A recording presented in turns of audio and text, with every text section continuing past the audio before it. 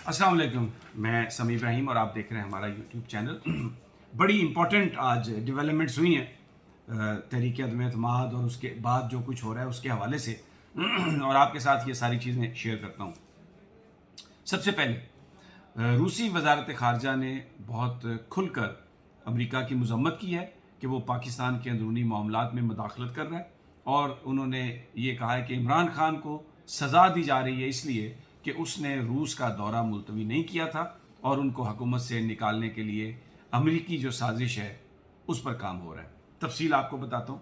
इसके अलावा अपोजिशन के बीच में जो उनकी तरफ से बयान आ रहा है वो DGISI और आर्मी चीफ का नाम लेके कह रहे हैं कि आप अपनी पोजीशन वाजे करें, क्योंकि ये जो नेशनल सिक्योरिटी कमेटी के मिनट्स में क्या आपने हमें गद्दार कहा, हालांकि किसी ने भी उन्हें गद्दार नहीं कहा, लेकिन वो इसको फ्रेज कर रहे हैं। आसिफ जरदारी ये कह चुके हैं अपनी पोजीशन वाजे करें।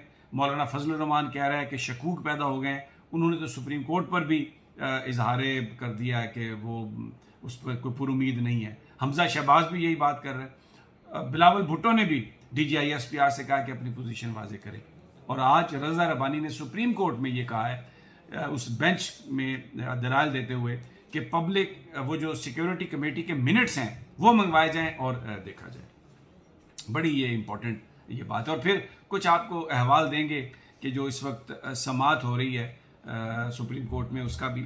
इलेक्शन कमीशन की तरफ से भी एक अजीब बयान आ गया। उन्होंने ये कहा है कि हम 90 दिनों में इलेक्शन ही नहीं करवा सकते, हालांकि कानून और आइन के मुताबिक जिस वक्त भी असम्बली डिज़ोल्व हो, क्योंकि वज़ीर आज़म किसी भी वक्त असम्बली डिज़ोल्व कर सकता है, तो इलेक्शन कमीशन कानून और आइन के तहत पाबंद है कि वो 90 दिनों में इलेक्शन करवाए। लेकिन आज इलेक्शन कमीशन ने ये स्टोरी छपवाई है, एक अखबार में एक बयान दिया है कि जनाब हम 90 दिनों में इंतखाबात नहीं करवा सकते।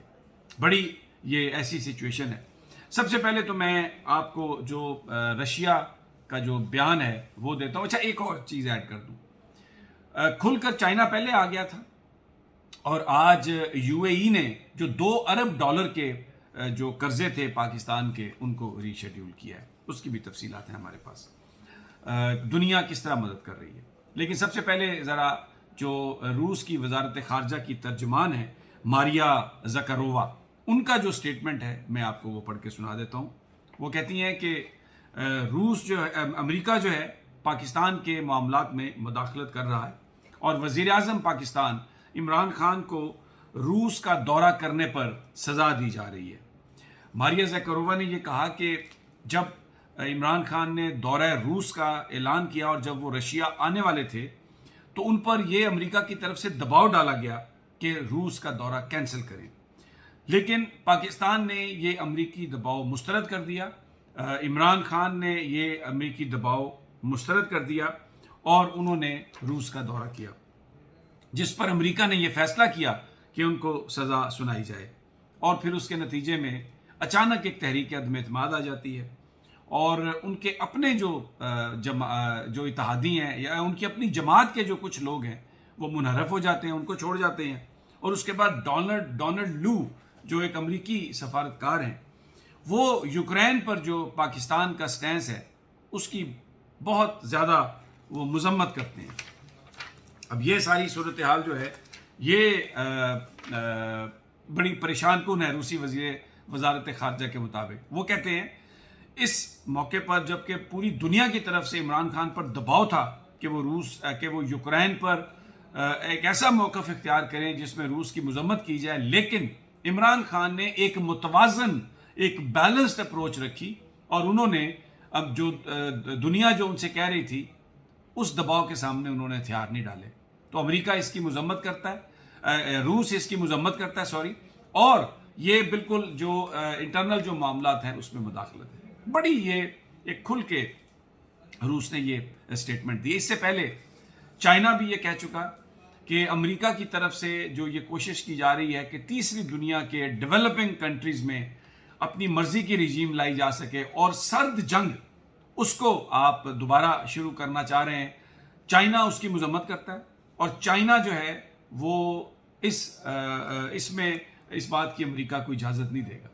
अब जनाब दूसरी बात मैं आपसे अर्ज़ करूं कि ये सिर्फ गुफ्तगू की हद तक नहीं रही बात। जो पाकिस्तान के दोस्त हैं वो खुलकर पाकिस्तान की हमायत में आए हैं। عمران خان تنہا نہیں ہے.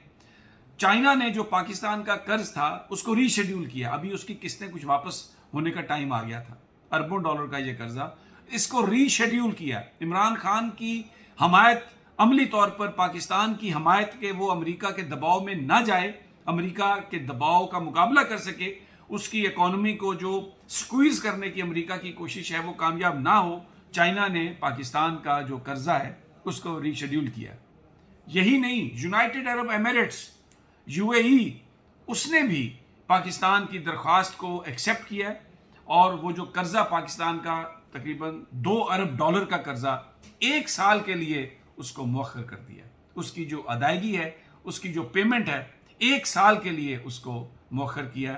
عملی طور پر عمران خان اور پاکستان کی حمایت انٹرنیشنل کمیونٹی, پاکستان کے دوست کر رہے ہیں کہ وہ امریکی دباؤ کا مقابلہ کر سکے. امریکہ اس وقت یہ چاہتا ہے کہ اس کے پپٹ, اس کے ٹٹو, اس کی پالیسی کو آگے لے جانے والے پاکستان میں حکومت پر آ جائیں اور پھر پاکستان کی جو خارجہ پالیسی ہے اس کو امریکہ کنٹرول کر سکے.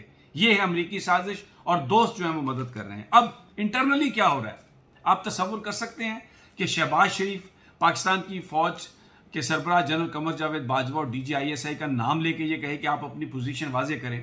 اس لیے کہہ رہے ہیں کہ پیچھے امریکہ ہے, اس لیے کہہ رہے ہیں کہ امریکہ دباؤ ڈال رہا ہے پاکستان کی فوج پر.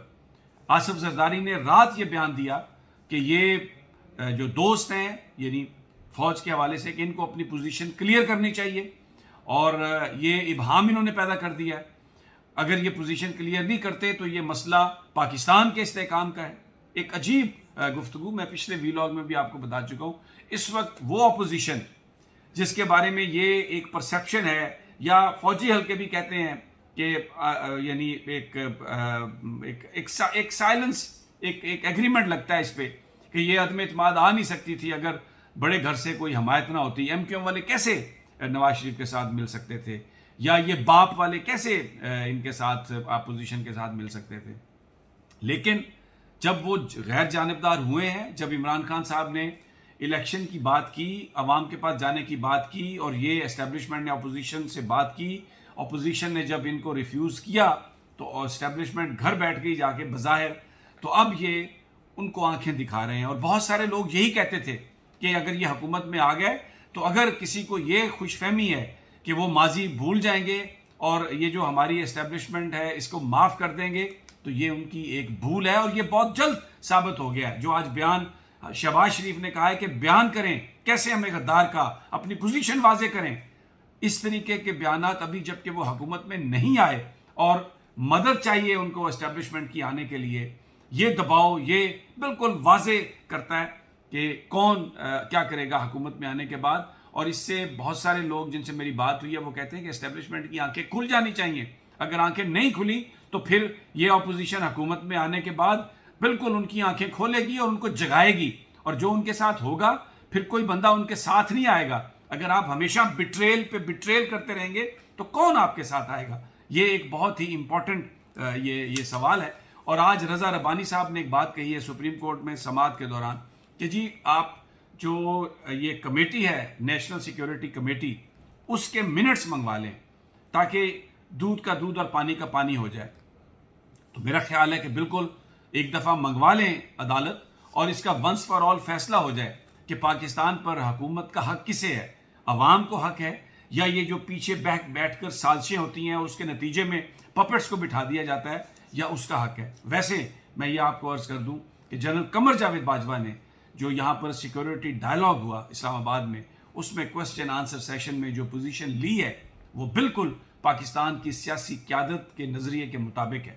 اور اس میں انہوں نے امریکہ کو آئینہ بھی دکھایا, یہ کہا ہے کہ امریکہ سے ہمارے تعلقات ہیں. وہ تو وزیر اعظم بھی کہتے ہیں کہ تعلقات چاہیے, غلامی نہیں چاہیے. اور پھر جنرل قمر جاوید باجوہ نے جو ان کو آئینہ دکھایا کہ کس طریقے سے ہمیں جو ہم ترکی سے لے رہے تھے اکوپمنٹ, امریکہ نے اس کو رکوایا, جرمنی نے جیسے انکار کیا, اور پھر فرانس نے انڈیا کے دباؤ پر جیسے انکار کیا. تو یہ مغرب کو خود سوچنا چاہیے کہ وہ کیسے بیلنس کریٹ کرتے ہیں, کیونکہ اگر وہ بیلنس کریٹ نہیں کرتے تو ڈیفینیٹلی ہم جس طرف جا رہے ہیں یعنی چائنا یا روس کی طرف, تو اسی طرف جائیں گے.